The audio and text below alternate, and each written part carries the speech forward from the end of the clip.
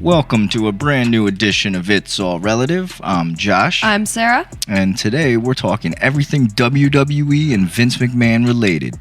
We'll discuss the allegations Vince is being accused of, as well as his recent statement or course of action. Our Vince memories and WWE's future. You marks don't want to miss this one, so press play, turn it up, and let's get it rolling with an all-new episode right here on the It's All Relative podcast. We're back. Yes, I was about to say, I feel like we haven't been here in a little while. We have not. Yes, so to our fans, we apologize. I had to dust off the timer. Away. I don't know if you noticed that. There was some buildup on there from sitting down here. Yeah. Sitting in the studio. Has it been that long? But I mean, it feels like weeks, it. Yeah, a few weeks. So we apologize to the fans for being away, but we needed to take some trips. I myself disappeared up north to the. Yeah, you disappeared for a little bit. Adirondacks. Yeah, good little time. Sarah, where did you go? I went to New Jersey, like literally 16 miles away from Six Flags. So we did. Me and a couple of friends did a girls' weekend. Went over and. Honestly, we spent a lot of time in the hotel room, but that's kind of sometimes where the best memories are made. The hotel room and the car ride there, car ride back. It's always sometimes the highlights of trips for me, I find. But we had a good time. We went to the beach. My friend accidentally punched me in the face. Shout out to Alyssa. Nice. Well, you know what? Because the wave took her, and in her attempt to keep her balance and flapping her arms, she clocked me. You know, she's taller than me. She flailed backwards and just happened to meet the side of my lip. And then I fell because my balance was officially thrown off. But overall, it was a really fun time. Six Flags was awesome. I was going to ask you. You went to Six Flags? Absolutely. Hell yeah. What was your favorite ride at Six Flags? God, I don't know. Honestly, I'm a sucker for and you know what? Shout out Anna. She was right. The water rides, because it's so hot walking around that park, and I kept getting the two ride names mixed up. But whichever one where you're in the circular boat thing, and you get in and you got a seatbelt.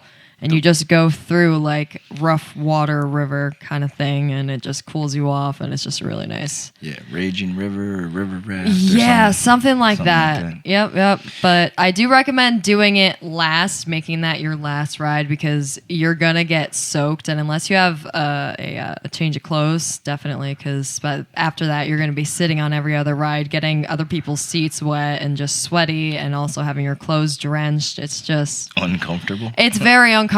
Yeah, it's not recommended. Yeah, ever since I was a kid, my favorite ride, still to this day. I mean, I don't really do. It's weird. I don't do. Or now that I'm older, I don't really enjoy heights as much and roller coasters and whatnot. But still to this day, my favorite ride at Six Flags is the original Batman ride. I think it's we went to go on it, and it ended up being closed. A few of them ended up being closed, and that was like upsetting. But yeah, that sucks. I know. That's the greatest ride there still. But before we get into Sarah's fact of the week, I want to remind listeners the reason for it. All right, because I feel like the average listener, if they just listen to certain episodes, they may just randomly, hear this what is this? Random fact and be a little confused. But it's a little segment that I like to do in the beginning of every show, because it gives the fans and listeners a chance to get to know you a little better, right? Right. And whether it's through your likes, dislikes, experiences, etc. I think it's important to connect and build that relationship with the fans. Absolutely. I'm all for that. I always shout out my TikTok at the end of the episodes, and one of my favorite things is when the people on TikTok interact. Like if I, just different videos where it gives viewers an option to just comment this, comment that, whatever it might be. It's cool to see what other people's views and opinions, likes, dislikes are. I like to do that. It's definitely absolutely fun. But I mean, it feels a lot longer, but it's still relatively somewhat new. Right. Yep. Since you've taken over as the co-host, Yep. because the last co-host, shout out Tim real quick. Yep. He during previous episodes, he had talked a lot about things that he had been into and ventures that he wanted to pursue, and so fans had gotten a chance to know him. So now I think it's important that instead of all at once, but we'll spread it out. But I think it's important that they get to know you a little more since you in the hot seat. Yes. So with that, Sarah, give us your fact of the week. All right. So growing up in the house that I majorly grew up in, we always had like boxes and boxes of gardens. Like my mom had flowers, and we also had the vegetable garden. And that was always one of my like favorite things to do. Like the flowers were pretty and everything, but I love the vegetable garden because going out there and like harvesting everything, it's like very, I don't know, there's something very rewarding and just therapeutic about it. So, after we moved out of my quote unquote childhood house, we started renting houses. So it was nothing permanent enough where she wanted to start this vegetable garden again. But we recently, at the house we're at now, she started doing it. And I forgot how much I enjoyed gardening, specifically vegetable gardening. And so that is just like something that I really enjoy to do.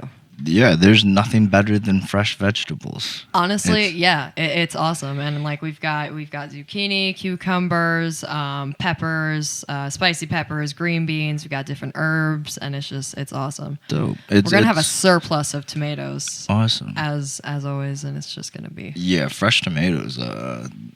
That's my shit. Yeah, absolutely. But it's very rewarding. Yes, you know what I'm saying? It feels very rewarding. I feel like I was looking for that word and I wasn't getting there. But that's cool. Yeah. So I'm happy that we're doing that again. Awesome. Shout out, Mom. Yeah, for sure.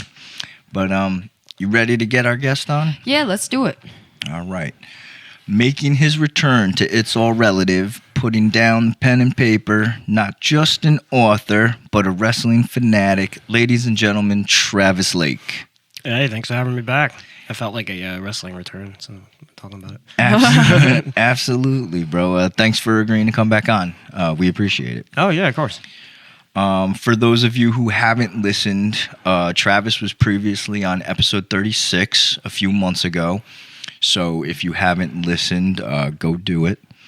But how have you been since the last time we have seen you?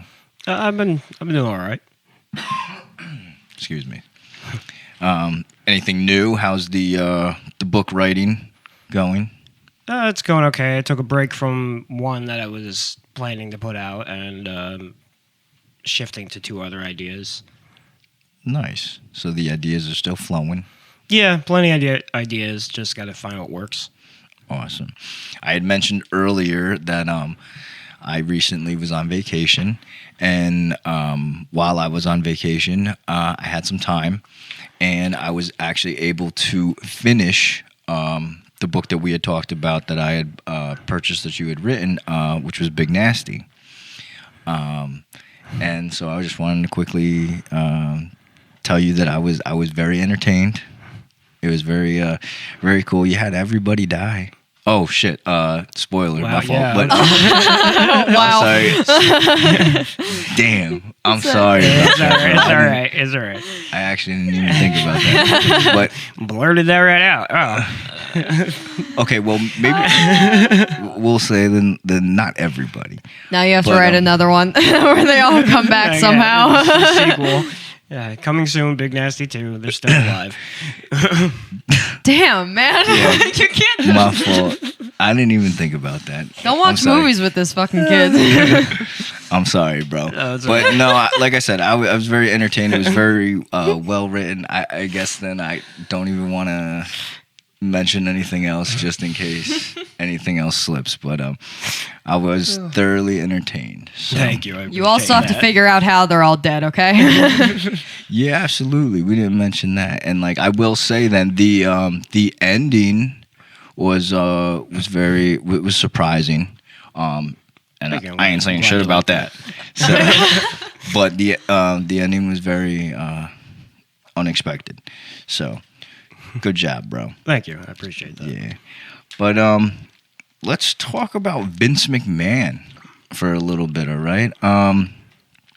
He's being accused of sexual misconduct, okay? Mm-hmm. It was first heard in mid-June when news broke about a former paralegal who was paid a quote-unquote secret $3 million settlement. And then on July 8th, it was uncovered that McMahon agreed to pay more than $12 million over the past 16 years as hush money to suppress allegations of sexual misconduct and infidelity made by previous female employees. One who was a wrestler who alleged that McMahon had coerced her into performing oral sex, then demoted her and didn't renew her contract in 2005 after she resisted further sexual encounters with him. Now, this investigation is still ongoing, okay? And these are all still alleged accusations, okay? But I want to get your guys' opinion about the situation. You both are familiar with who Vince McMahon is. Yeah. Yeah, of course. Okay. Let me hear it. Some thoughts about this or these accusations. Yeah, I mean, so one of the things that you had asked me was to bring up like anything that I could remember of him, you know, because I'll just get right into it. I used to be religious about watching WWE and even SmackDown as well. And it's awesome. just, yeah. And, you know, I don't want to say I grew out of it, but I think Netflix also started to kind of come out at that point, and I just kind of ditched it altogether. You know, it just faded away. So before I even looked into anything that he was being accused of, the really only major thing that I could remember about him was just very much over-sexualizing women every chance he fucking got on that show. Oh, yeah. Without fail. And, like, borderline people having sex in the ring on certain, you know, older, way, way, way back when, you know? Not too long ago. I remember, yeah, but, like, I mean, like I said, I haven't caught up and watched it in a very long time. So they could very well still be doing it for all I fucking know. It wouldn't surprise me, but... Edge and Lita. That's what yeah, I was exactly. Yeah. I couldn't think of the names. Like I said, it's been a very long time, but that's like the main thing that stuck out. And then, of course, once I fucking looked into all of it, I was like, oh, well, I can't say I wasn't surprised. I really wasn't. Okay. So, and like, there's that. He's just, I would describe it as just disgusting and nasty. Like, I just don't, you can't. And by that I mean the allegations, you know. On the show, you're there to perform, I get it, but it's like wrestling, Pornhub, pick one. I do want to quickly say, though, when we had talked before this show, coming up with the topic and whatnot, Sarah, I was actually super impressed that you were familiar with wrestling and whatnot. So why, Josh? Shut up. Because actually, are you assuming things? No, I'm not. I'm going by my life and what's like statistics. I'm pretty sure by the age that I met you, what, like 10, 11, 12, somewhere in there, I was probably still watching WWE and wrestling at that point. That's awesome. I don't know too many females. Women that, do watch are wrestling. down with wrestling. What was it? Like Monday Night Raw was either at like 9 p.m. to 11, and then SmackDown was 10 to 12. Maybe something, or 8 to 10. 8 to 10. Yeah. 8 to 10 and 9 to 11. Yeah. Yep. Monday and Friday nights. Yeah. Well, good job. I was shout out. Yeah. But what about you, Travis? What's your opinion about this whole situation? Well, I you said a lot that I was going to bring up. Yeah, go ahead. You can repeat it. Fuck like, him. It's like shocking, not what happened, but that like, oh, it's just suddenly like, oh, this is happening. But I mean, it's not surprising at all, you know? Yeah, I understand. Yeah, when you really watch it, it's just, yeah, exactly. All the things that he booked himself to do on the show, making Trish Stratus strip down and bark like a dog in the ring. Yep. Making out with numerous of the women wrestlers. Mm-hmm. You know. A little weird. he literally had a club where people were forced to kiss his ass. I mean, that, is this really surprising? Yeah, and and you also have to take into consideration that now that women see that stories are coming out, you don't know what other women are going to come forward too with other quote unquote accusations. Very true. So, and there's been a lot of female wrestlers going through there, and again, even in, I would have to look through my notes to find it, but, paying off people who knew about these scenarios to keep them quiet, I think it was a situation with the paralegal. Mm-hmm. There was somebody who was aware of the little tryst, whatever the hell they were doing, mm-hmm. and Vince McMahon paid that person off so that way he would stay quiet about it because he was aware of the situation. Yeah, now he can't really pay anybody off anymore. So what will come out? Yeah, and that's the thing.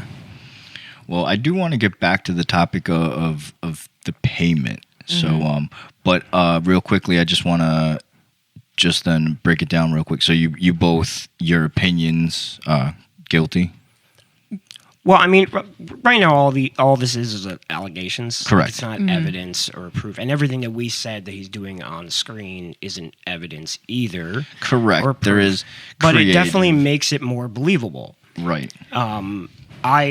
My personal opinion is that I wholly believe that he did this. Okay. So Sarah, the resignation says it all. Okay. Yeah. We'll get back to that too. But excuse me. Now, is there any thought though at all that maybe that the 4 women currently who are accusing Vince are just looking for a payday? No. No, I think, you don't think? No, because I think that knowing that he attempted to brush it all under the rug with many paydays, I don't think that would be their motive. You know what I'm saying? I think it'd be very hypocritical of them to be in it for the money because all he's done is thrown money out to keep sexual accusations quiet. Mm-hmm. Yeah, so I mean, it worked for so long, right? When he just pays someone off, and also you don't be a man, the kind of man he is, and be in power for as long as he was, without people accusing you of stuff. I mean, he knows how to handle that. This broke him. Mm-hmm. So there's a lot more. There has to be more validity to it.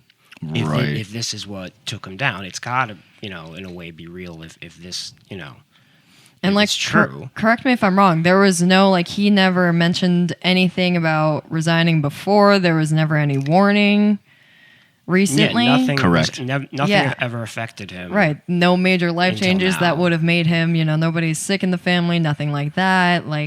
It's just... Like I said, the resignation says it all. Well, when the news, and the retiring, when the news first broke, he did not resign or retire. It wasn't until I believe more women came forward and more. I believe it was 3 days after one situation came to surface. Yeah. But like I said, we will get into his retirement in a little bit, but I want to ask you guys then, because, what Vince is being accused of happens in the workplace daily, okay? That's just a realistic fact. So why do you think Vince is getting so much heat? Well, first of all, just because it exists in the workplace all the time doesn't make it okay. Correct. I mean, why is he getting more heat now? For it in general. I mean, I think that when you represent a company at a level that he does, I think that you're held to a higher standard than everybody else who is beneath you. And to be at the top and to take advantage of that, being, having all that money, doing what you want to do, coercing women into doing what you want, I think that it's a shitty form of leadership, and it's just shitty human morals in general. So I think that for someone in his position, it's, like you mentioned, it's wrong no matter what. I don't care if you're broke on the street and have sexual misconduct, or if you're at the top of the pyramid and have sexual misconduct. It's not okay. But when you're in that position, and representing women and male wrestlers, you can't, it's just, you can't be doing that shit. Okay, I think I was misunderstanding what you were saying. I get it now. Like, a lot of people have come out and been like, well, what does it matter what he does in, like, his private life? Correct. Even, I think some wrestlers, they've even said that. Mm-hmm. But the thing is, you got to remember, WWE is a publicly traded company right now. It is. It has a board of directors, and he may be, the head, but he's subject to, like, terms that the board sets, and the board can choose to remove someone if they are doing something that could affect their stocks. Yeah, jeopardize the company. That's why this has to have some kind of weight or validity to it, because otherwise this wouldn't be happening. A company as powerful as the WWE, Yeah, I think if they didn't take action, that it would severely affect WWE. Like, they would get. They a had lot. no choice to do that, but to do this. And you know what? And I think they should. It's not something that should be ignored at all. Oh, absolutely. It's unignorable, Yeah. especially at this point. But as of now, he still hasn't been proved guilty and still ongoing. So legally, he's done nothing wrong as of this moment, correct? He hasn't been convicted of anything. Correct. That's what you're saying. Okay, yeah. Well, then I don't even think he's been charged, but there are investigations, I believe. I mean, I always joke, it's not illegal if you don't get caught. I just think he hasn't been caught yet. Well, you guys did mention payment. Obviously, he has, I believe, what was it? 12 mil, or I think it was about $14 million. Okay. Now that $14 million, I believe, though, was not the company or WWE's money. Okay, that $14 million was his money. Yeah. So once again, legally, I mean, he was not stealing from the company. I believe the company had to allocate funds or shift something because of it. I glanced at an article, but I didn't dive into it. Okay. I do think the company is somehow being affected by it, but I don't remember what it is. Okay. As we were saying, like, if it's his own personal money, that's not illegal, so they can't charge him with anything. Mm-hmm.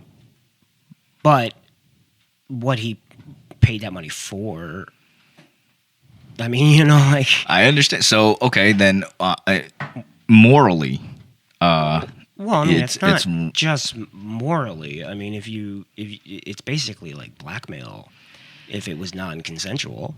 Yeah, and that's the thing illegal. is, like, and it's hard for anybody who's a victim of sexual assault to come forward in general, but then once it's like, and you don't know if, like, maybe he had written up a contract and had them sign it, you don't know if he's got videos or pictures or dirt on them as well in addition to this money. That's why it's an ongoing investigation. They have to see exactly, because like you had mentioned, hush money is only good for so long before it's They like, want more okay, of that exactly. hush money. So it's like, I would definitely not doubt that somehow the company itself is affected through it, whether he's wiring it through or doing something, Yeah, and as for, like, the charges, I mean, it could even come out later on that he may be, this is just hypothetically, I'm not saying this happened or anything, maybe he legitimately raped somebody and paid her off. Mm-hmm. And, of course, the way things are, when women come forward with those kind of claims, even today, it's hard to,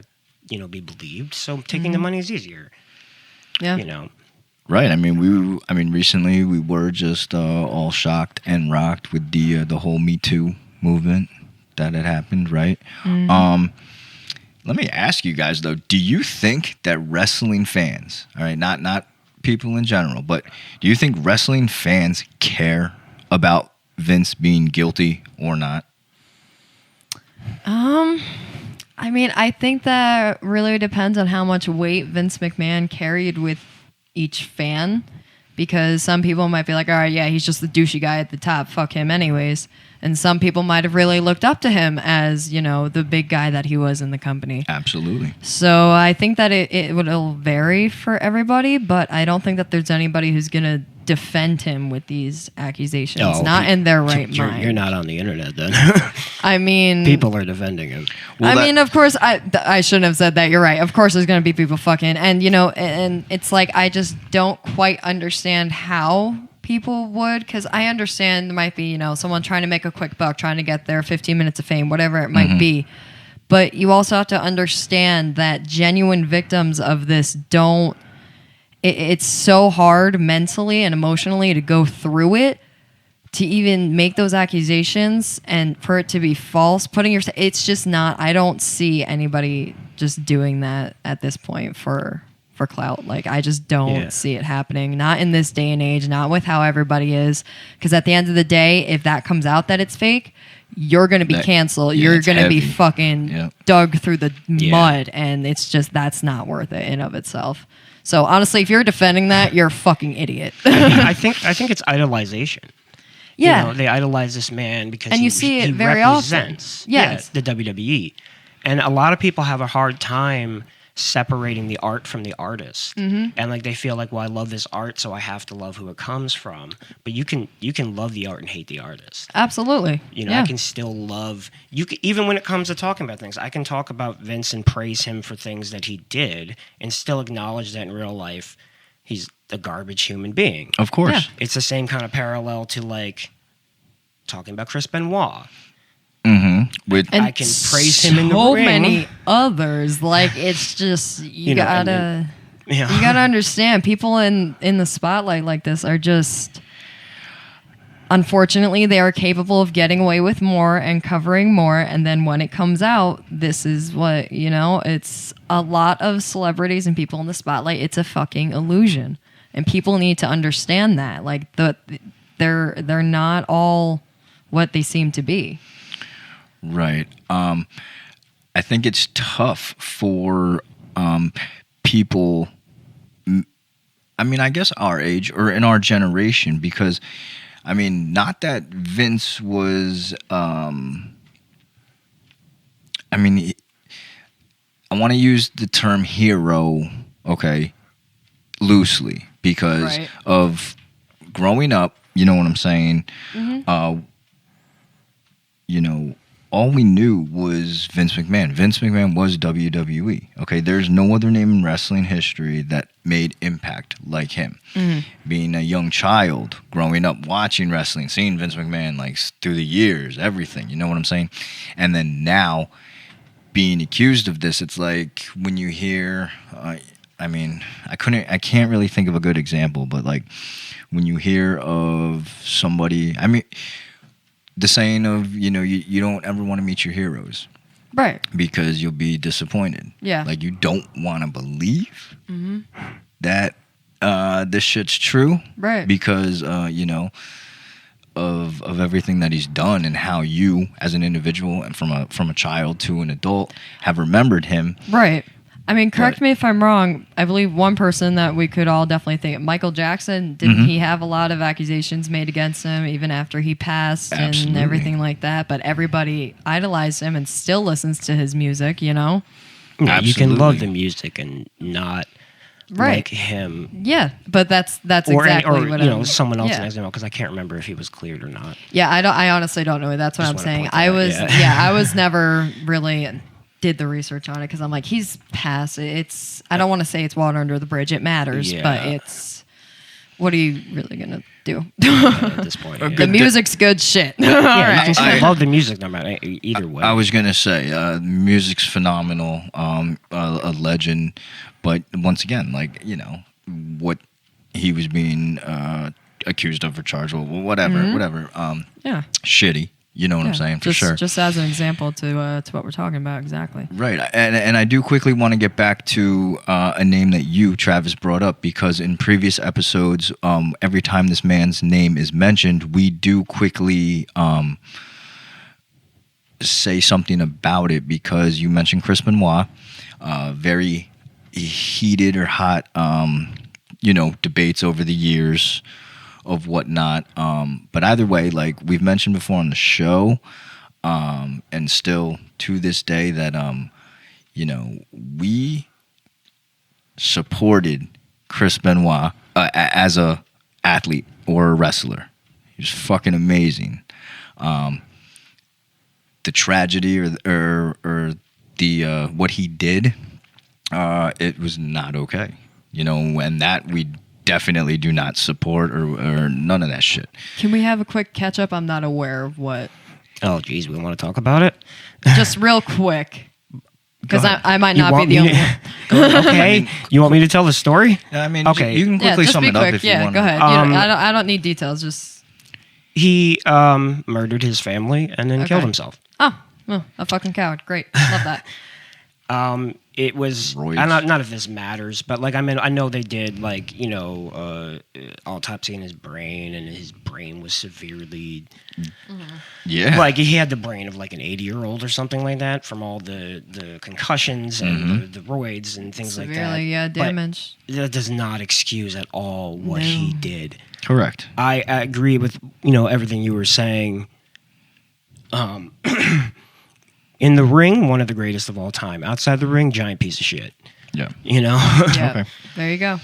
So, but yeah, we just quickly wanted to every time that man's name is mentioned, we sorry, I we just thought always the parallels were good. No, yes, absolutely. It was very fitting. But getting back to Vince and the WWE and whether or not fans really care about this situation, as of now or presently this day, ratings are still up. Okay, and they haven't dropped due to these allegations at all. I want to call that all curiosity as to see how it's all going to fucking unfold and go down. Honestly, I think the ratings are going to go up. Yeah. So do I. Yeah, absolutely. They're So going do to I. skyrocket for a little bit, and then like everything else, it's going to die right back out, and I think that's when it'll drop. Give it a few months. I don't know. Until everything is settled and he's quote unquote, convicted, whatever it is. Until all of that is done, maybe more than a few months, really thinking about fucking court systems, but eventually it'll drop.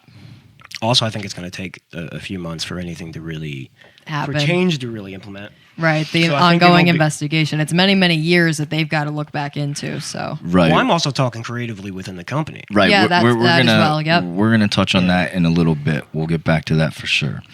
But I just wanted to mention real quick though that for fans that don't know, Vince bought the company from his father in the 1980s. Okay.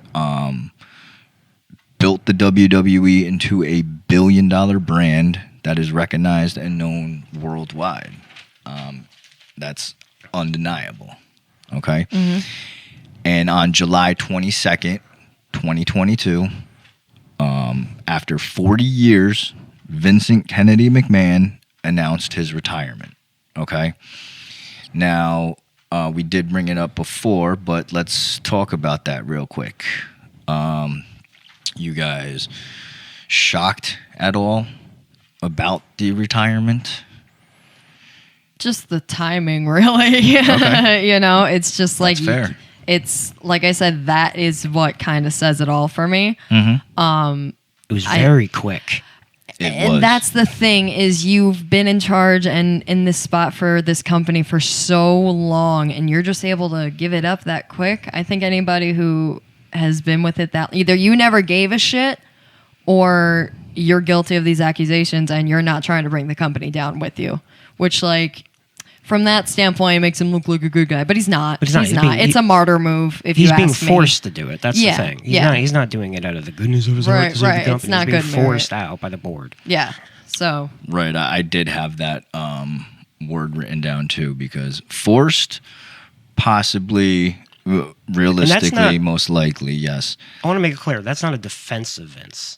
I'm not saying he wouldn't have left if it wasn't. I'm just stating the fact that he's not being a good guy by doing what he's doing. It's a result of his bad actions. Right. Sorry Yeah, to cut you off, Josh. Yeah. No, you good.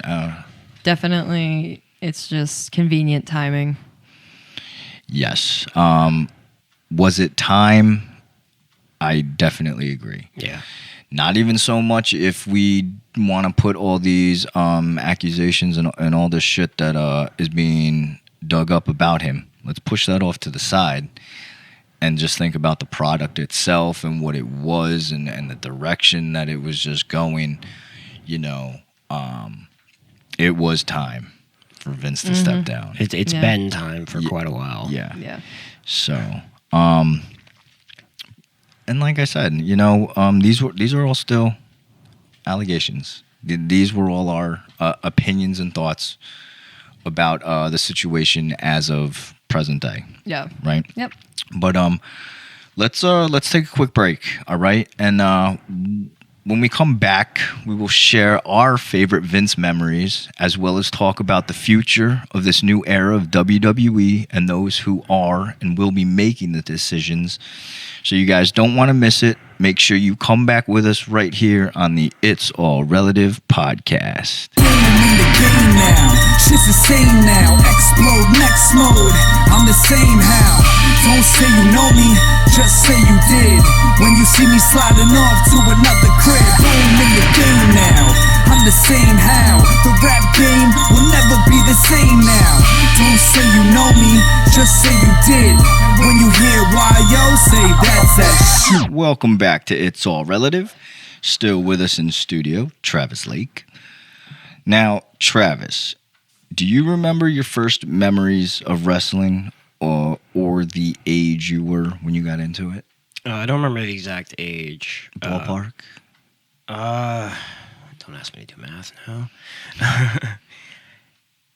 I couldn't, like under 10. Okay, right on. And because I remember watching like old stuff from like early 90s, you know,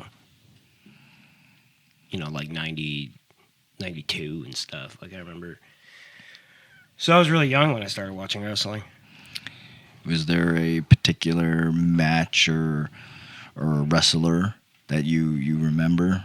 First memories of the product? First memory is probably Hulk Hogan. Okay, right on. But then, like, person who more got me interested in wrestling was Shawn Michaels. Yeah. Shawn Michaels is one of my favorite wrestlers ever since I was a kid as well. Yeah. Sarah, do you have any memories, whether good or bad, of Vince McMahon? Like I said, just like the sexualization of women was like the first thing, like I said, before I even looked up the accusations. But no, nothing specific. No. Travis, can you...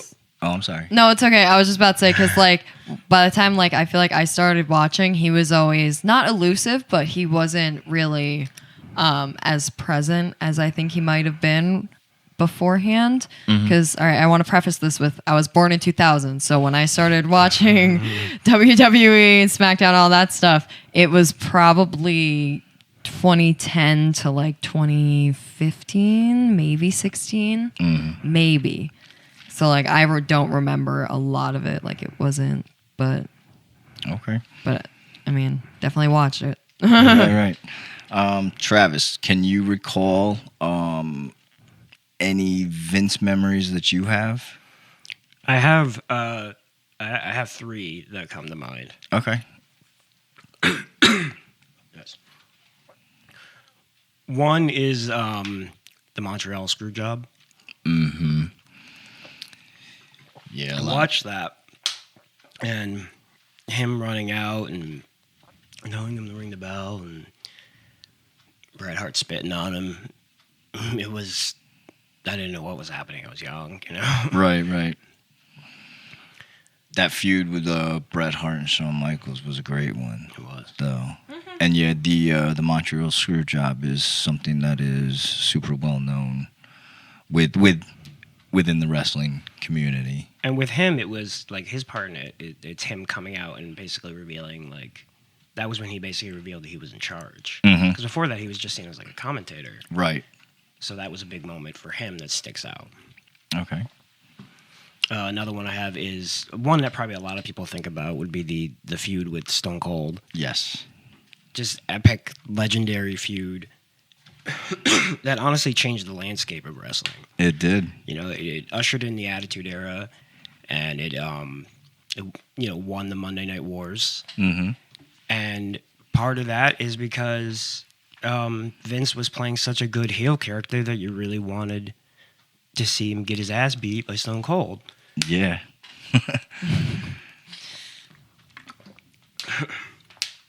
And the last one is more of a funny one. It was at the 2005 Royal Rumble when Batista and John Cena accidentally eliminated each other and fell at the exact same time, and nobody knew what to do. And then Vince comes running out, doing that stupid walk he does. Bow-legged motherfucker. That's something that he's well known for. He throws his jacket on the floor and slides in the ring and tears both of his quads. And then just sits there in the ring yelling at people, trying to figure out what to do. It's giving Biden energy, not gonna lie. It was hilarious. Yeah, I remember that. So those were three good Vince memories, all at different stages, you know, of him. You know, playing a character or role is all part of wrestling. Yeah. Right. So I wanted to mention two memories that stand out to me when I think of Vince. But one is when he's a heel, and the other was when he was more of the babyface role. But the heel is one that you already touched on, Travis, was that a little bit. the feud with Stone Cold and the back and forth and the whole the hate that was portrayed. I mean, that shit was hilarious. Yeah. Right? and like all the times that Stone Cold stunned Vince, like it was so memorable. Yeah. Right? The last stunner ever. Oh, that was so bad. Was at the last WrestleMania. Oh, it was awful. Yeah, It was hilarious, though. I was gonna say, if fans or listeners have not seen it, it is like, I mean, it takes like 20 seconds. Just if you looked up that or the last stunner, that it's the worst stunner ever that Vince took. But It's the funniest thing ever. it is. It was hilarious. Gotta have some But jackass worse. skits to keep people tuned in, you know? Yeah. It was unintentional, though. But I mean, granted, too, you know, he's up there in age. You know what I'm saying? Yeah. Yeah, he's like 77 years old. He can't be taking stunners properly at that age. You know? So, but I want to touch real quick on the babyface role, all right? I can't even remember when he was a babyface. Right? Okay, so I was going to ask you, bro.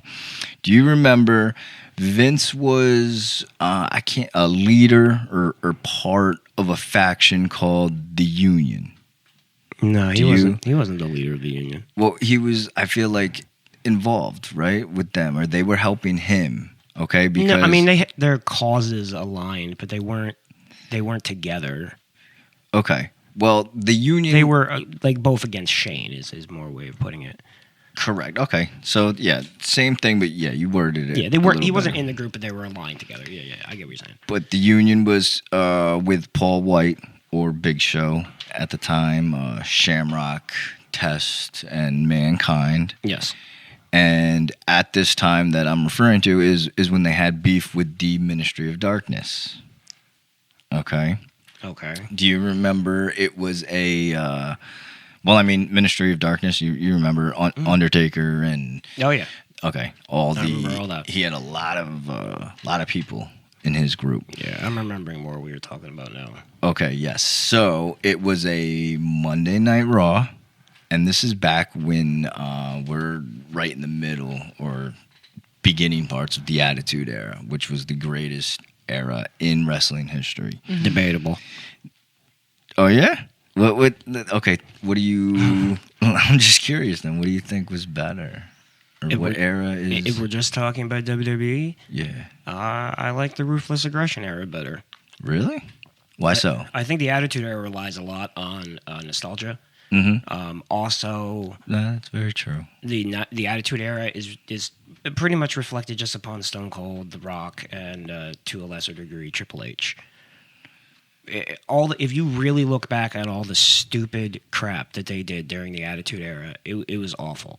Not even like an offensive point, because whatever, but it was just dumb. You know, like I know that's controversial, but there were just really weird storylines and characters and like things that happened. Name a few. It's just because I feel like the Attitude Era, yes, Stone Cold, huge part of it. Rock, for real. But I mean, DX was one of the biggest groups ever. Yeah. So iconic. They had. I love DX. Yeah. But I mean, what storylines are you referring to? Like some bad ones that you can recall? I don't know if I can think of like exact storylines, but you remember when I think it was Kai and Tai like cut off Val Venus's penis in a segment, and it didn't really happen. Right. But like that was a segment, and I should mention that Val Venus is playing a porn star who's also a wrestler. There was silly crap like that. Characters, yeah, silly characters. Yeah, and just other things that like it's hard to remember because I think it's clouded by the great stuff that was in the Attitude Era, which definitely overshadows it, and I think makes people forget. The Ruthless Aggression Era, I feel like, started to focus a little bit more on like a little bit more of actual wrestling. Gave rise to a whole bunch of new stars. Yes, and it was a little bit less of the silly kind of like raunchy humor of the Attitude Era, and more they kind of amped up the violence. And there were a lot of great moments that happened in the Ruthless Aggression Era, which was obviously if we're going to keep this on track with Vince, that was coined from Vince saying he wanted to see Ruthless Aggression. Mm-hmm. And then John Cena came out and used it. And I was going to refer to that when John Cena came out. And, well, that was Kurt Angle, right? Yeah. Yeah.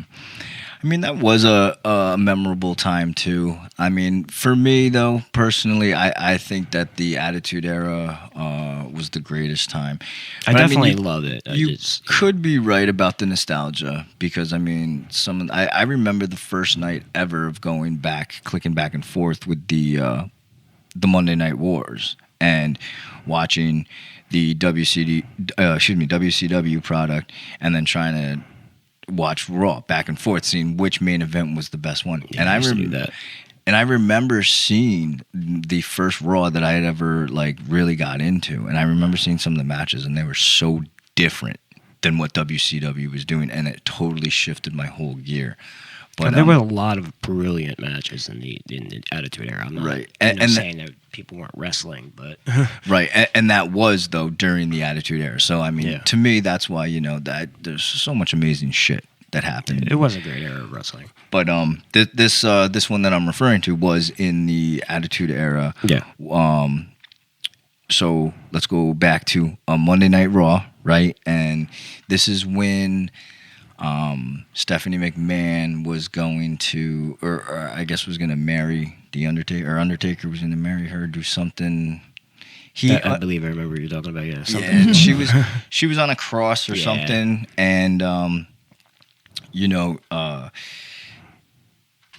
Vince had asked or pleaded, with people or whatnot to go, to help get Stephanie back, right? Right. And I just remember this segment was so incredible because while this whole ceremony's going on, getting closer and closer to the marriage, I remember some members from the Union came out. Ken Shamrock came out, and the Ministry took him out. Paul White, or Big Show, came out. They took him out.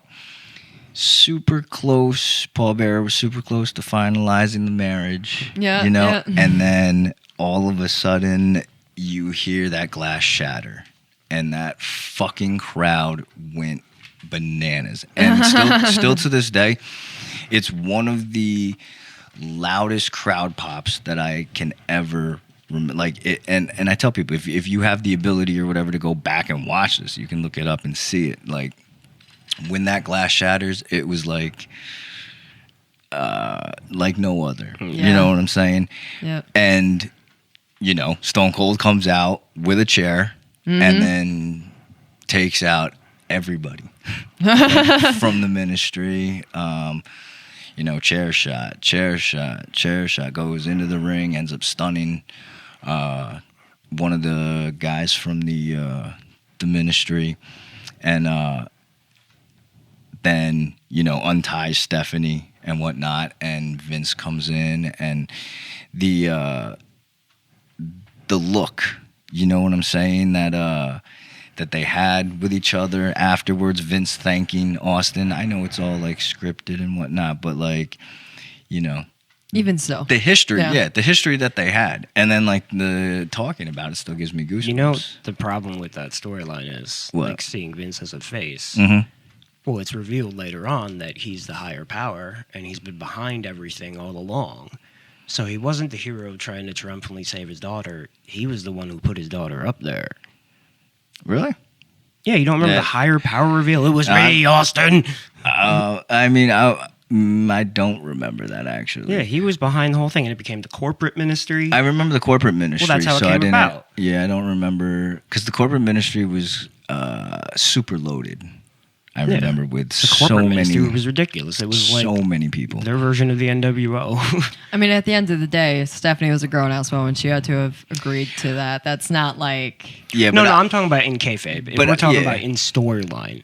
But before that happens, that storyline, that segment, that Monday Night Raw, like the events that had happened was one of my craziest like Vince memories too. Like I thought it was incredible. Yeah, that wasn't a point towards like him treating. No. I know that. What I'm saying is that she had to agree to the storyline of her father. Like, oh, of course. I'm just saying, storyline wise, he wasn't really being a face when he said he was. Right. It's tainted. Yeah. Well, I mean, before that moment though, we didn't know. So we were all at the time. Yeah. Right.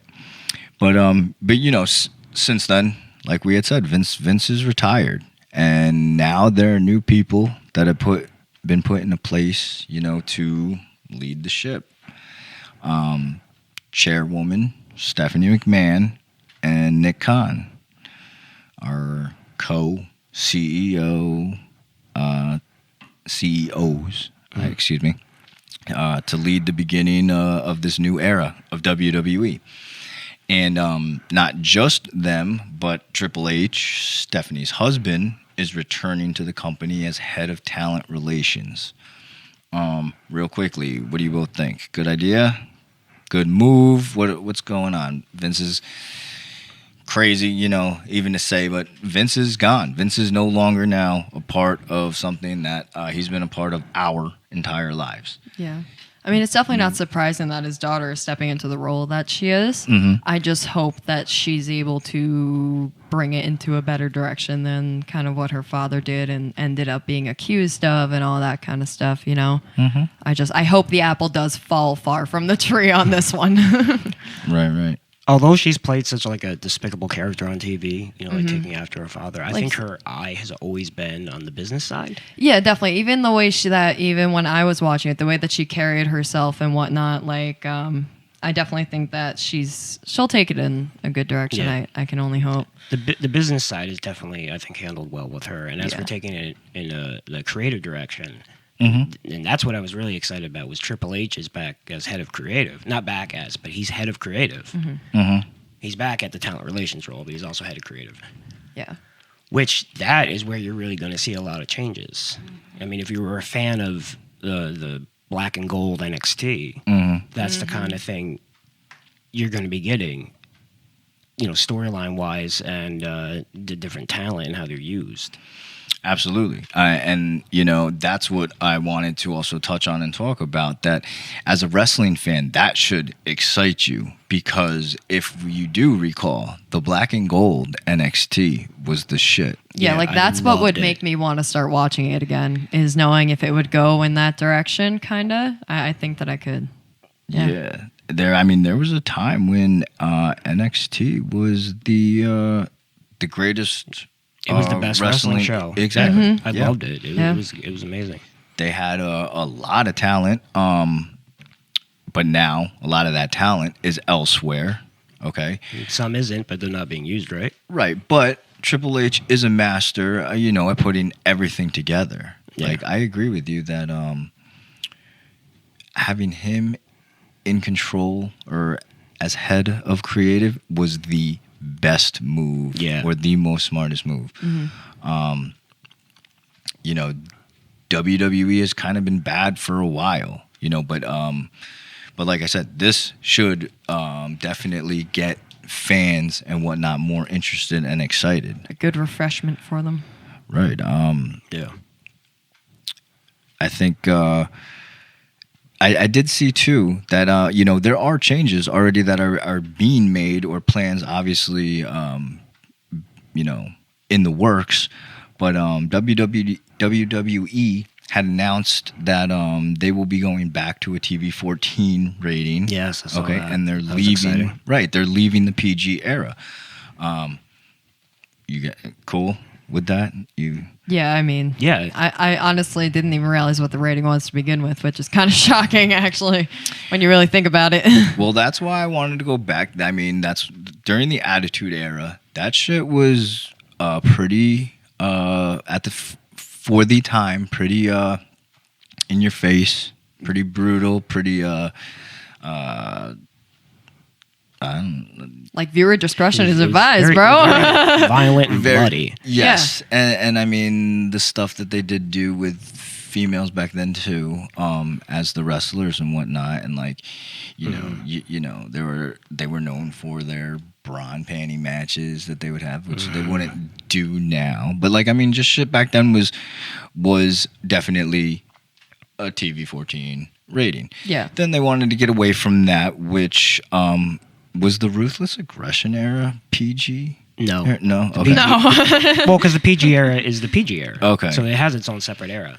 There Ruthless Aggression was a more violent and less campy version of the Attitude Era, basically. Yeah, see, I've been a wrestling fan my entire life, but I do, there is a small section of time when I did fall off, which was crazy. I've So there fallen was off before. so there was a little chunk, and it was during, I feel like it was like that middle of the Ruthless Aggression throughout the PG era. I didn't fuck with that stuff. The reason why what brought me back was live shows, but that's a different story. But I too agree that them going back to a TV-14 rating is a great start. Yeah. Definitely gonna intrigue more fans. Like I said, are they gonna be able to repeat or do what they did in the Attitude Era? I don't think so. No, and that shouldn't be the goal either. Right. Yeah. But with Triple H in control, it's definitely in the right direction for sure. Yeah. Can you guys think? I mean, I don't know if you're too familiar, Sarah, with like current wrestlers, but Travis, is there any talent or any matches that you may be able to think of off the top of your head that you're excited to see with Triple H now as the head of creative? Well, it's hard to predict what matches he'll do. Mm-hmm. Well, I mean, what's a dream match that you would like to see or think of? That's more so what I was saying. Or a wrestler. I mean, I really just want to see a lot of like underused people who have a lot of talent get to shine and get to show what they can do and be used correctly, like the days in NXT. I mean, if you look at the difference between how some wrestlers were in NXT and then when they went to the main roster, it just they were used poorly. Yeah, I It was want to see trash. them all be treated like that and get that kind of wrestling back. Okay, give me a name. Give me a few people then That they're not like I feel like using correctly. Yep. Shinsuke Nakamura. Good call. God, give Walter his name back. Oh, please. Gunther is so. It's just come on. Yeah. We all know who he is. As amazing. I'm sorry. Let Pete Dunne be Pete Dunne. You know, like. Yeah, he was definitely better as Pete Dunne. And getting back real quick to Walter, Gunther, whatever. For me, I was never really, and still, I'm not too impressed. I'm not a fan of him. I mean, I know he's done his thing, as but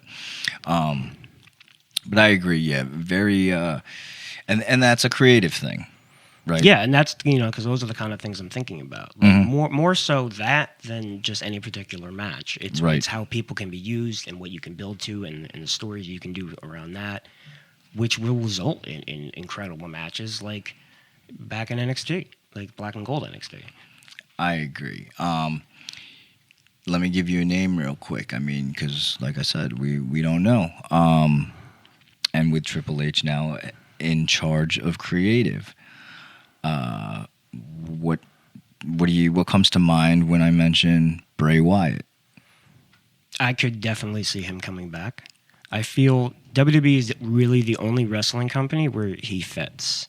AEW has steered away from the supernatural.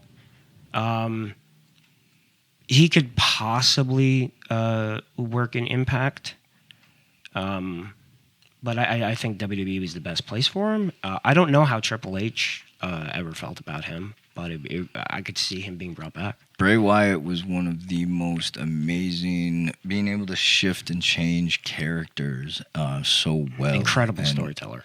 Absolutely. And so misunderused. And when he left, shocking, not so much, disappointing, absolutely. But I think the excitement and just the wonder of, maybe shit with Triple H and head of creative, like you could do a million sick things incorporating Bray Wyatt. And he's in charge of talent relations. Right. So he's the one who'll be bringing him in, working with everybody. There's a lot of talk online about who left the company. Yes. What people who left the company might come back. And it's fun just thinking about it. Right. Which a lot of that good talent, excuse me, has signed elsewhere, but they're under contracts for years. I know I recently had heard that, one of my personal favorites, Adam Cole, who was a huge part of the Black and Gold brand. Yes. Yeah. He ain't going nowhere, bro. He with AEW for years. I don't see him leaving. He gets to work with his girlfriend, his buddies. Same with Malachi Black, or previously then Aleister Black. Yeah, but he's being used really well. Right, he gets a deep dive into his lore. Right, so Triple H is going to have to use the talent that's there, or go search elsewhere. Now, I want to ask you real quick because I want. What do you feel about this name when I mention this? MJF. This whole situation is tricky. It is. Because it's hard to tell kind of like what's real and what's not. Because I feel like there's bits and pieces that are true and then they're embellished for the purposes of, the work. Facts. But I honestly don't know what he's going to do. I don't know if he was... I've heard reports that he was supposed to come back already and feud with CM Punk for the title. Obviously, that got put... Stay hydrated, folks. that had to be put in the back burner because CM Punk is injured, so it might just be that. Or he might actually even go to WWE, which could be more of a... Before, I would say no, because he'd have no control of his character and they'd ruin him. But now, it might work, so... It all depends on MJF, Absolutely. Sarah, can you think of No. anything? No. Okay. I don't remember a good chunk of my childhood, so anything that I watched back then about wrestling, it's They ain't completely... wrestling no more, Yeah. This past Monday was the first Raw in 40 years that Vince was not calling the shots. Did anyone watch anything Monday? Mm-mm. I haven't watched the weekly shows in a while, but I usually read reports and analysis of it and watch videos to keep up. Anything catch your eye? I'm trying to remember exactly what happened. It's not that it's not memorable. I just have a hard time remembering things. I don't know if it was that show or whatever. It had to be whatever the first show was with the Triple H in charge, where it just opened with Logan Paul in the midst of already beating up The Miz. I don't remember what show that was. It was a Raw. I think it was that Raw. Yep. It was just such a... It was a slight thing, but it's a change from their typical way of starting Raw, which is usually a promo train. and instead it was just a beatdown in progress. It was I different. mean, honestly, in a way that might be kind of a promo thing, but only for Logan Paul because he's been trying to save his career ever since he posted the video of the dead body. Yeah. So honestly, I think that was him paying his way into there, and also in his attempt to one up his brother Jake Paul being Jake Paul. In the Well, I ring mean, he's lately. also sorry, I didn't mean to interrupt. No, it's you okay. there. Go ahead. He's also wrestling at SummerSlam. Right. So Again, another big boost to his name promo. Yeah. Everyone's going to be tuning into SummerSlam. You gotta keep an eye out for people like Logan Paul running into companies like WWE and shit like that. He's signed with them, right? Yes. He is. He signed a did. contract. Yeah. Yes, he did. Which also, as we are laying this down currently, SummerSlam is this evening. We are going to get back to that real quick, but I did want to just ask you, this is a quick sidebar since you both seem to know. I don't know much about these two Paul brothers, really. So You don't know about the Suicide Forest thing? I do know about okay. that. All right. But Thank God. I didn't know about this. What's this dead body shit? Well, he That's the posted Suicide that's the Forest. Suicide Forest. When he Oh. posted that vlog, he posted the video of the dead body hanging there. Yeah, and he was like cracking jokes in front Yeah, of the dead body. it was just disrespectful see, I was- as fuck. I was told about what the Suicide Forest was and where and what happened, I mean, obviously. he but I basically didn't went s- there looking for a body. I never saw the video. Essentially. That shit, Yeah. so. And so they both came up off of YouTube basically and posting ridiculous vlogs and just crazy life experiences, stuff like that. And then eventually once you get monetized on YouTube, they were making good buck, it's crazy the money that, during that YouTube era Yeah. that people could make. But they really just kind of came up. And I feel like on YouTube, Logan was above Jake.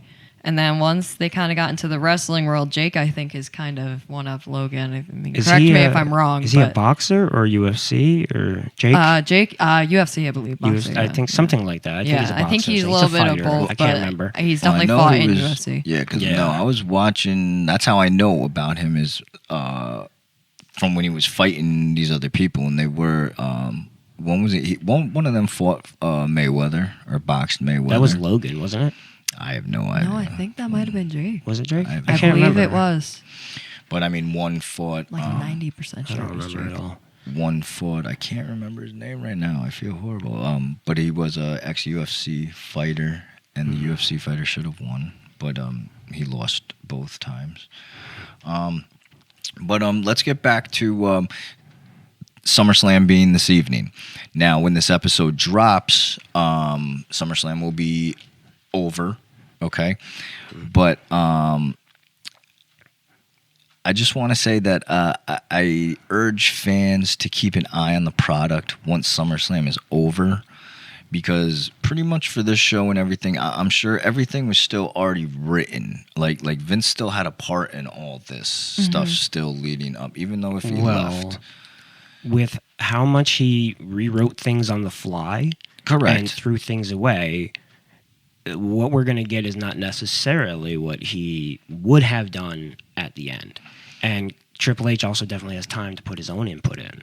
He has Correct. to work with existing storylines, but he could do some stuff. Right, which I am interested in, but I don't think we're going to see any big changes yet. No, but I Once- think there'd be some interesting flashes. Right, once it's over, as we move forward, that you'll definitely see. Yeah, it'll take a few months. Right, but we will be wrapping it up soon. But since SummerSlam is tonight, we got to get our predictions out there, okay? And like, even if you don't know, I was about to say, I would feel like, I don't know if it's weird to just watch SummerSlam at this point, considering I haven't kept up with it in fucking years. Nope. So you're just gonna give us whoever you think is gonna win, because we're gonna go around. Right. There's 8 matches You know what? on the card. Just so you know, you guys are going to say names of people, and I'm just going to go purely off of the fucking name. That's cool. So That's what let's we call judging a book by its cover. Let's go. let's hit these 8 matches. The Mysterios versus Judgment Day. So Rey and Dominic Mysterio are tag teaming against Finn Balor and Damian Priest, who are in the group called Judgment Day. Tag match. Who wins? I actually know Rey Mysterio, so I'll go with him. Okay. Okay, I I got narrowed down to 2. I think the Mysterios win because of a returning Edge who comes to disrupt and, attack his former people and the man who turned them against him. Good call. I actually have that same thing written down. I go with the Mysterios because of Edge's return, who was previously the leader of Judgment Day. We just talked about this, but next, The Miz versus Logan Paul. Let's go you this first. First time now, you, Travis. I'm sorry. I'd like to think that Logan Paul would take the loss here to represent that. I said I'd like to. No, keep going. Take the loss to prove that he is in here to actually be a wrestler and he's going to take this seriously and he's going to take the loss. But we all know that's not going to happen. This is for publicity. This is for the moments, because that's what WWE cares about right now, is just these big moments. Here's this celebrity who just signed with us. Watch him beat the hell out of The Miz. Logan Paul's going to win. And honestly, from what I remember, The Miz has always been kind of like a goofball. I was never able to take him seriously as a wrestler. So just for that, and yes, I agree with Travis about the publicity thing. I would say Logan Paul too. Okay. But almost zero credit to Logan Paul just because of no The Miz credit, and who no it is. credit. I gotta say, I think he is taking it seriously in a physical way. Absolutely, and that's kind of where I'm at too. Yeah. He's serious about it, but I don't remember what he wrestled before. When it was it last SummerSlam or was it WrestleMania? I can't remember when he wrestled before, but I was actually impressed. But he was in a tag match. He didn't have to hold a whole match himself. Now he does. Not his whole match himself, but it's just him. It's different. It's just him and Miz. Now he's not. Outside he needs a the real ring. match to really prove what. But not just a stunt for getting your name out there and promoting the new guy. Yeah. Well, I also agree. I think Logan Paul's going to win. But real quick sidebar, I don't know if you know, Sarah. Are you familiar with The Miz or who he was before wrestling? Honestly, if you were to ask 15-year-old Sarah this, yes, because I feel like I did research on this, but no, I can't recall it now. I don't. He was a member on the MTV show Real World. Okay. He was a cast member, and he back then was all about wrestling. Yeah. I used to fuck with that show. So, All right, yeah. And I remember seeing him on it. Didn't he win some competition on the show, and then he used the money to pay for wrestling school, or wrestling classes? Not I believe I remember that. Sounds believable. He was calling himself The Miz back then. Yeah. And he would always walk up to people pretending, that he's got a mic in his hand. Time to cut a promo. But yeah, he is a good asset for WWE. He is. They've used him. He's just a very good good worker. I was about to say I could never.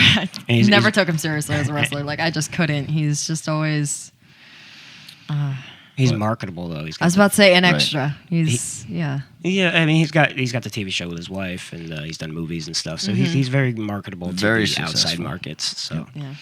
But let's move on. The Raw Women's Championship: Bianca Belair, who is the champion, against Becky Lynch.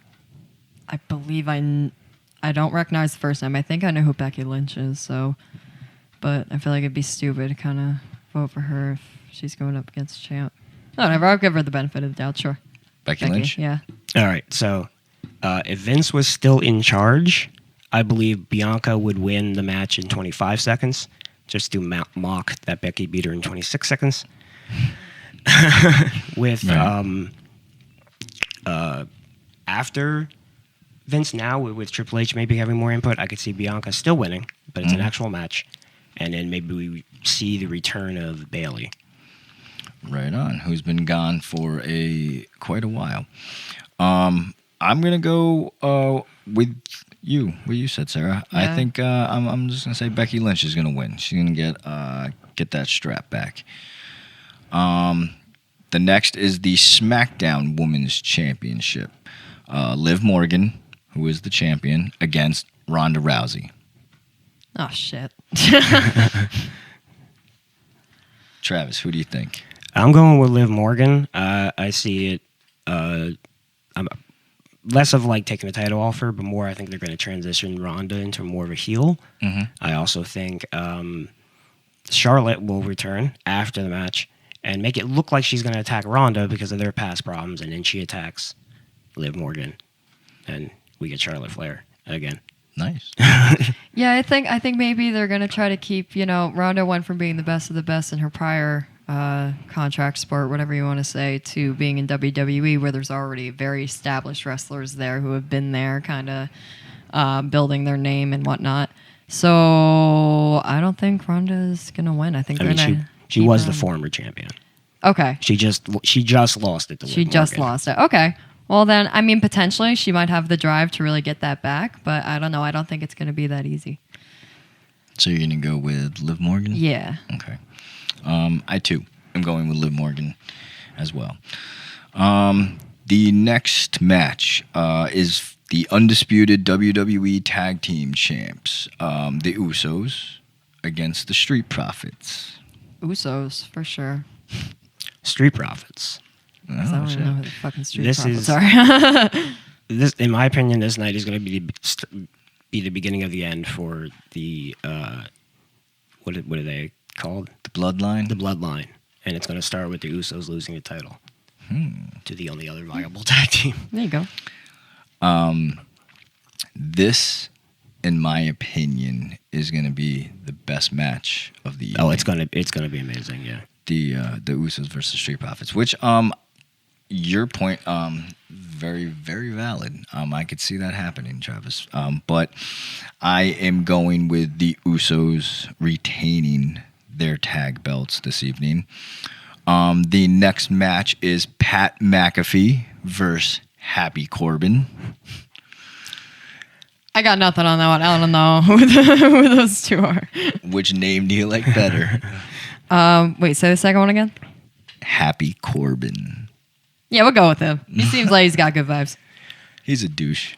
Fuck. Of course. I love Pat McAfee. I think he's one of the best things to happen to commentary in a long time, and just WWE in general. I agree. And so, yeah, I'm going with Pat McAfee.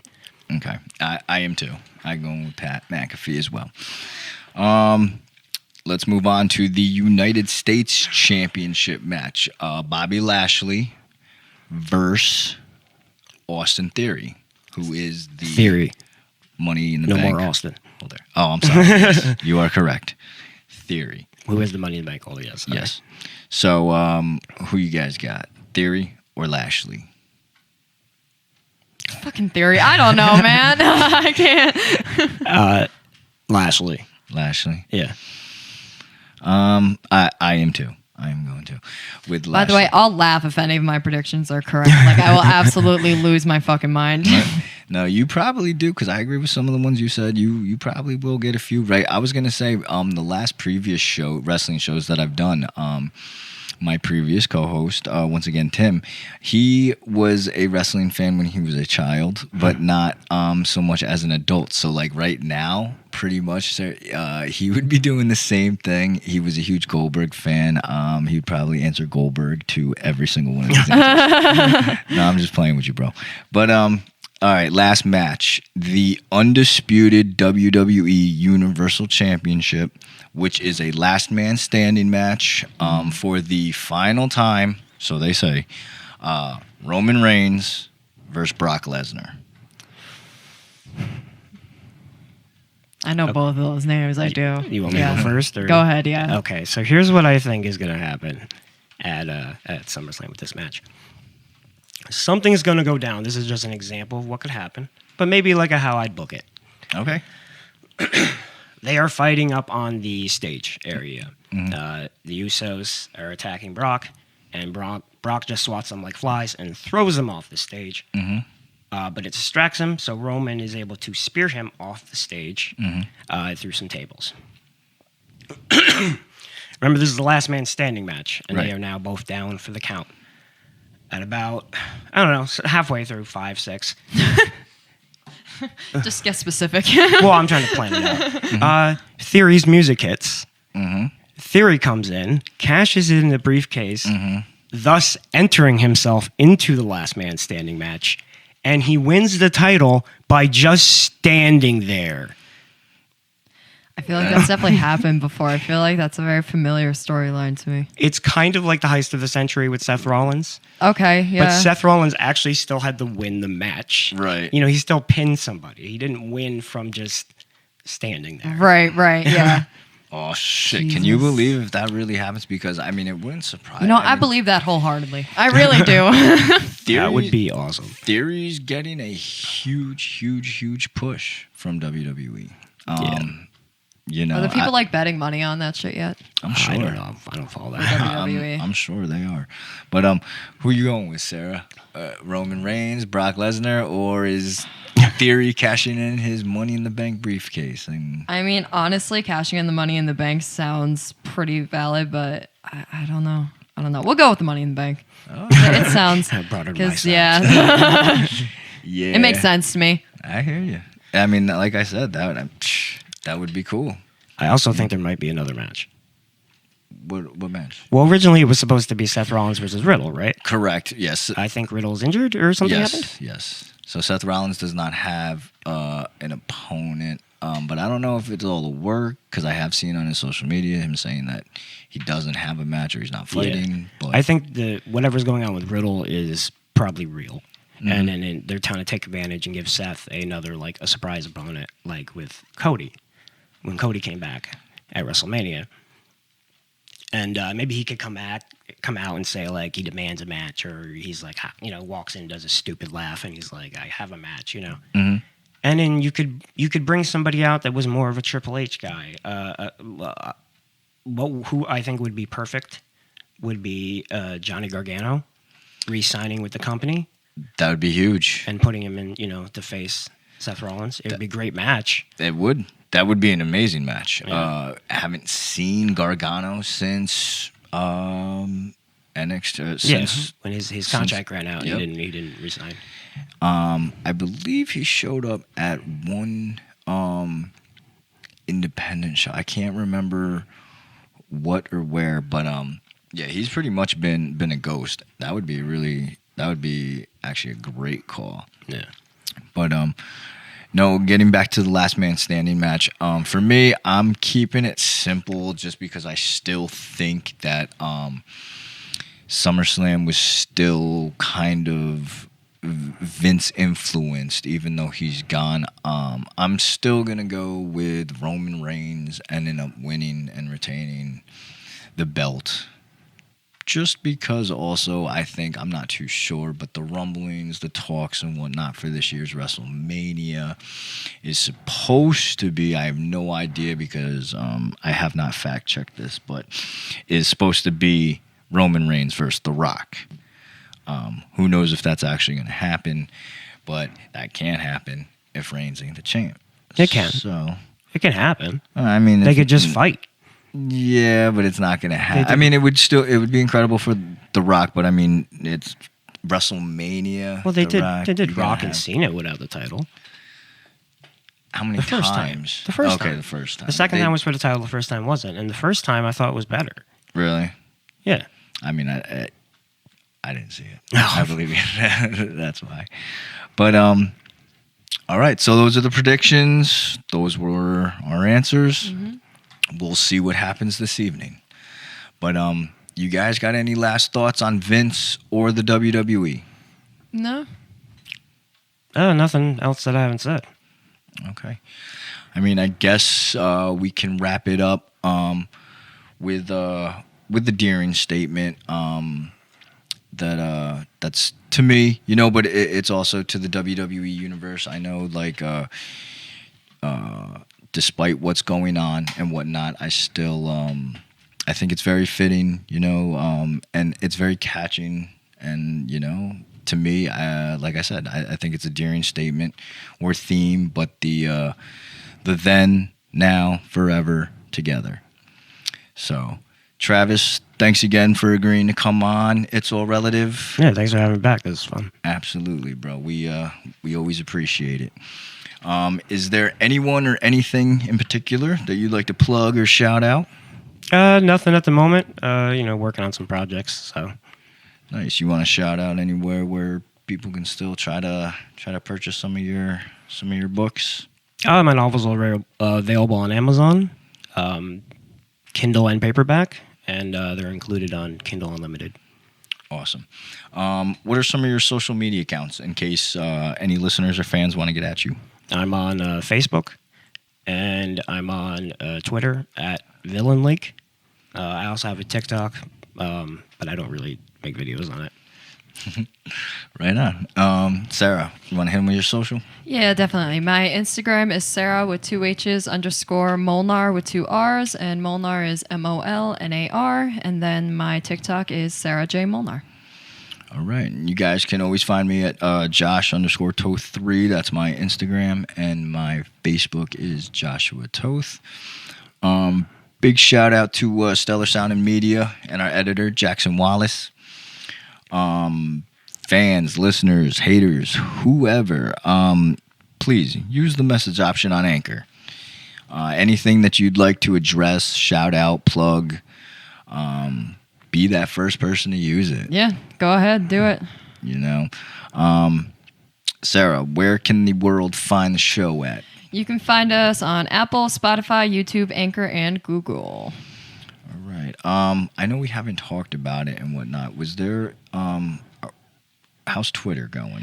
We gotta get like a bio set up, a profile picture. We just gotta get the rest of the account together. But I mean, it's there. It's just not like, it's a blank Fully canvas there. right now. Yeah. Okay. All right. Well, that's a wrap. Work in progress. Yeah. Travis, thanks again. It's great. Thanks. All right, everyone. Stay safe, stay kind, stay proud and powerful, and we'll see everyone soon. Peace. Peace.